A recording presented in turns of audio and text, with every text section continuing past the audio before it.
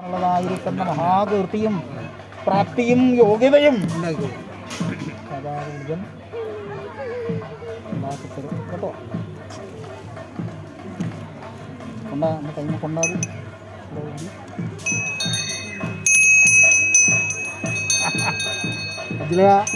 ഞാൻ എന്നെ തന്നെ കാണുന്നത് അല്ലേ? തീർച്ചയായിട്ടും. ഇങ്ങനെയാണോ ഞാൻ?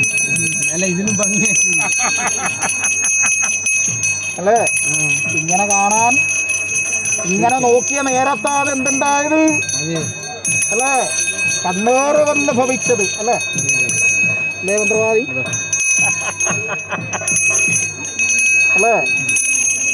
എന്നാ കണ്ണേറ് തീർക്കാൻ വേണ്ടിയാണ് ഋഷിപുത്ര വലയന്മാരെയും മഹാഭാരത പെരുമലിയും ഉണ്ടാക്കി അല്ലേ? കഥകൾ അനേകമുണ്ട്. കഥയൊന്നും പെട്ടെന്ന് ആയതുകൊണ്ട് ഞാനിത് കയ്യേറ്റു കേട്ടോ.